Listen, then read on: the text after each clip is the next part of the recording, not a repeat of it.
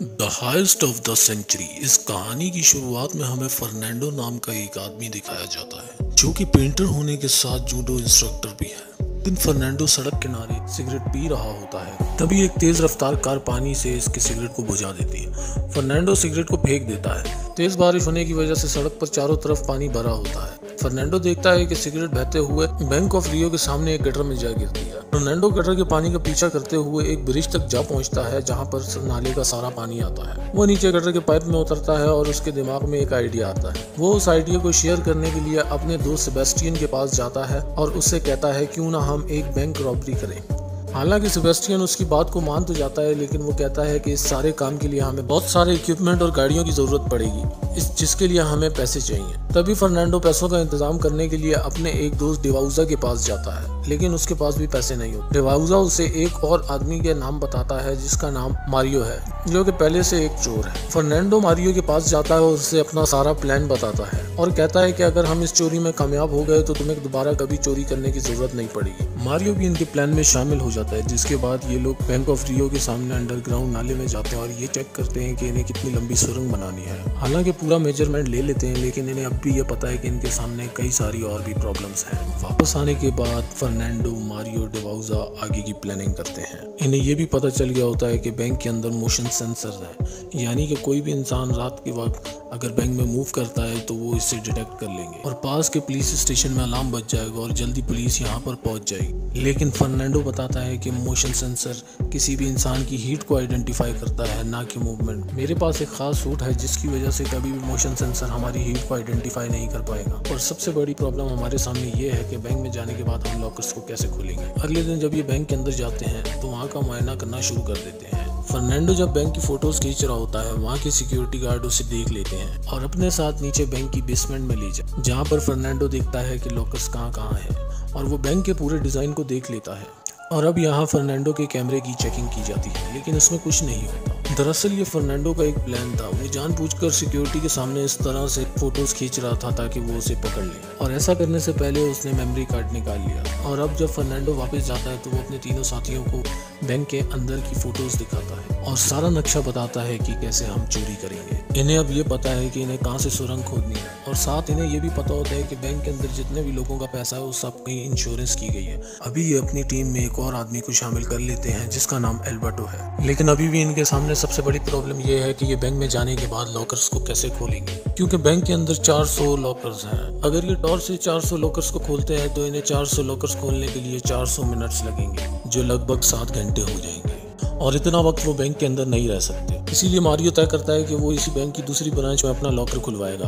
अगले दिन वो बैंक की दूसरी ब्रांच में जाता है और अपना लॉकर खुलवाता है, और वो लॉकर के मैकेनिज्म को अच्छी तरह से देखता है ताकि उसे पहचान सके कि इसे कैसे खोला जा सकता है। और उसके बाद वो अपने साथियों के साथ एक वैन को भी चुराता है ताकि इसी वैन से वो चोरी के पैसों को लेकर भाग सके। वैन को लेकर ये एल्बर्टो के घर जाते हैं, क्योंकि एल्बर्टो की जिम्मेदारी होती है वो सबको वहाँ से निकालेगा। और तभी पुलिस वहाँ आ जाती है और वो इनसे इंक्वायरी करने लगती है, और इतने में एल्बर्टो अपनी वाइफ के साथ वहाँ पर आ जाता है और पुलिस से कहता है ये हमारे गेस्ट हैं, हमसे मिलने के लिए आए हैं। वहीं रात को दिखाया जाता है कि सब के सब नाले के अंदर ड्रिल करना, सुरंग बनाना शुरू कर देते हैं। दरअसल ये 2-3 दिन से सुरंग बना रहे हैं और आज सुरंग बनाते बनाते इनकी ड्रिल टूट जाती है। मारियो कहता है कि मैं इस काम में और पैसे नहीं लगा सकता, मैं पहले बहुत ज्यादा पैसे लगा चुका हूँ। मारियो की बात सुन के फर्नांडो परेशाान हो जाता है और वो अपनी गर्लफ्रेंड के पास जाता है। रात को जब वो अपनी गर्लफ्रेंड के साथ तारों की छांव के नीचे होता है, उसकी गर्लफ्रेंड कहती है आसमान में जो तारे हम देखते हैं दरअसल वो अब तक तो खत्म भी हो चुके होंगे, क्योंकि उनकी रोशनी हम तक पहुंचने में करोड़ों साल लगते हैं। दरअसल वो आसमान में है ही नहीं, वहां से गायब हो चुके हैं। और अपनी गर्लफ्रेंड की बात सुनने के बाद फर्नांडो को एक आइडिया आता है और वो तभी अपने साथियों के पास जाता है और उन्हें बताता है कि मेरे पास एक और नया प्लान है। हम दिन में बैंक में रॉबरी करेंगे सबके सामने, और जब हम सारा पैसा निकाल लेंगे तो पुलिस बाहर खड़ी होगी।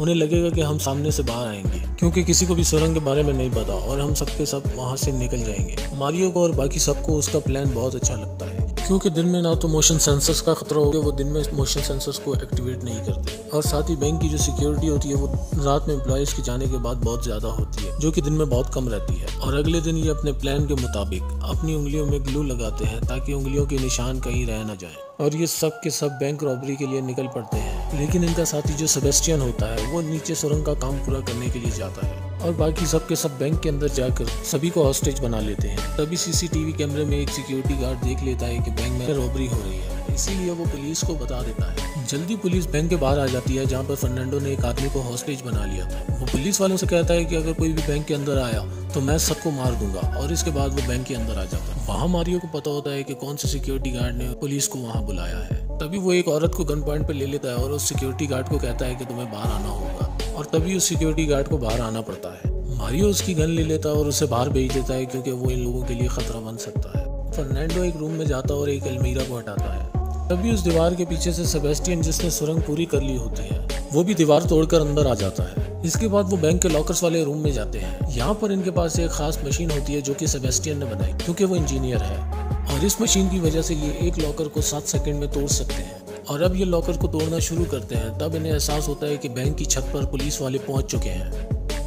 वहीं बाहर जो पुलिस ऑफिसर होता है जो कि इस केस को हैंडल कर रहा है, तभी वो मारियो को कॉल करता है। दरअसल मारियो ने उस सिक्योरिटी गार्ड का मोबाइल पहले ले लिया होता है जिसे उसने छोड़ा था, और मारियो पुलिस ऑफिसर से कहता है कि अगर तुमने जल्दी बैंक की छत के ऊपर से अपने लोगों को नहीं हटाया तो मैं यहाँ फंसे लोगों को मार दूंगा। तभी वो ऑफिसर उसकी बात मान जाता है, लेकिन फिर भी वो बैंक की सामने वाली छत पर अपने 2 स्नाइपर्स को तैनात कर देता है। मारियो ऑफिसर से कहता है कि मैं मिनिस्टर से बात करना चाहता हूँ। वो कहता है कि मुझे इसके लिए 1 घंटे का वक्त चाहिए। पुलिस ऑफिसर के साथ जो उसकी टीम होती है वो दोनों ही गेट पर तैनात होती है क्योंकि बैंक में आने और जाने के सिर्फ 2 ही रास्ते हैं, एक पार्किंग से और एक सामने के गेट से। इन सबको लगता है कि ये एक छोटी मोटी चोरी है और यहाँ सब अंदर फंस चुके हैं। इसीलिए पुलिस ऑफिसर एक बार फिर से मारियो को कॉल करता है और कहता है कि देखो, तुमने कोई भी बड़ा नुकसान नहीं किया, तुम अपने आप को हमारे हवाले कर दो, मैं तुम्हारे लिए एक वकील कर दूंगा, तुम्हें कोई भी बड़ी सजा नहीं होगी। मारियो कहता है कि मुझे इसके बारे में अपने दोस्तों से, अपने साथियों से डिस्कस करना होगा।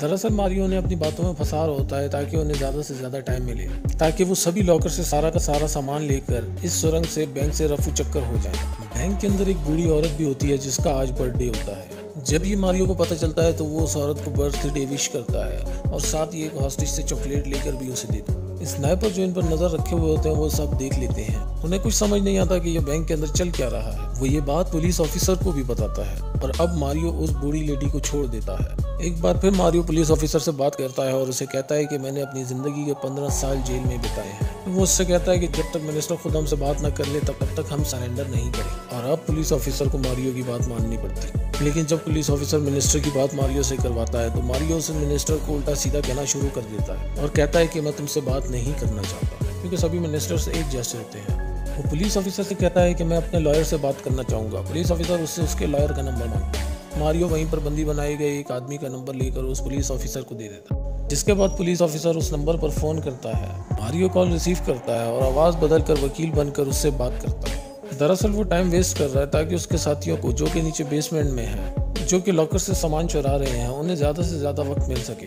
और अब तक ये सारे के सारे लॉकर से बहुत ही कीमती सामानों को, पैसों को और सोने को लॉकर से निकाल चुके हैं। और अब ये पूरे के पूरे सामान को सुरंग से नीचे शिफ्ट कर रहे होते हैं जहाँ पर इनकी बोट है। वहीं पुलिस ऑफिसर को दिखाया जाता है, जिससे अब शक होना शुरू हो जाता है कि मारियो ने उसे जो नंबर दिया था और कहा था कि ये मेरे लॉयर का नंबर है, मारियो ने उस नंबर को स्विच ऑफ कर दिया होता है। पुलिस ऑफिसर समझ जाता है कि इन्होंने बैंक से निकलने का कोई ना कोई और रास्ता ढूंढ लिया और तभी उसकी नज़र गटर के ढक्कन पे जाती है। वो समझ जाता है कि वो नीचे के रास्ते से निकलना चाहते हैं। वहीं बैंक में जितने भी हॉस्टेजेस होते हैं उन सबको ऊपर जाने के लिए कहते हैं और वो अपने वेपन्स को बैंक में छोड़ नीचे अपनी बोट तक पहुंच जाते हैं जहां पर इन्होंने सारा सामान शिफ्ट कर लिया है। दरअसल इनके पास जितनी भी गन्स थी वो असली गन्स नहीं थी, वो सब खिलौने थे, क्योंकि फर्नांडो कभी भी किसी भी इंसान को नुकसान नहीं पहुंचाना चाहता था। बैंक के अंदर जितने भी लोग होते हैं उन्हें ये पता चल चुका होता है कि लुटेरे यहाँ से जा चुके हैं, इसीलिए वो अपने मोबाइल फ़ोन से अपने रिलेटिव्स को कॉल करके बताते हैं कि वो पूरी तरह से सेफ। पुलिस ऑफिसर जो अब पूरी गेम समझ चुका है, वो पुलिस की एक टीम को गटर के उस हिस्से में भेजता है जहां से बाहर निकला जाता है और ख़ुद वो पुलिस की एक टीम के साथ बैंक के अंदर जाता है। वहीं पर हमें फर्नांडो और उसके साथियों को दिखाया जाता है जो कि अपनी बोट पर होते हैं। दरअसल इन्हें पता था कि पुलिस वालों को पता चल सकता है बोट से गटर के रास्ते निकलने की कोशिश कर सकते, इसीलिए पानी में इन्होंने एक छोटा सा डैम बना लिया ताकि पानी का बहाव दूसरी तरफ बहने लगे, ताकि ये अपनी बोट से दूसरी तरफ निकल जाए, जो कि सब इन्होंने बहुत ही खूबसूरती से कर लिया होता है।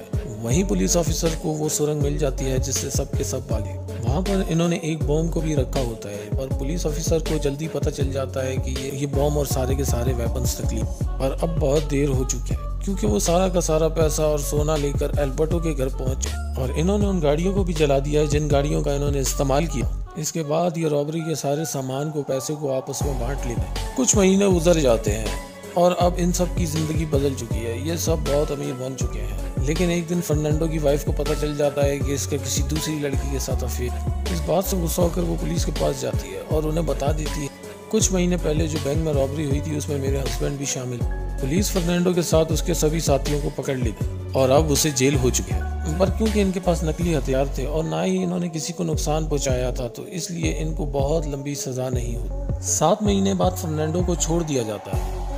उसे मारियो अपनी बहुत ही शानदार कार में लेने के लिए आता है।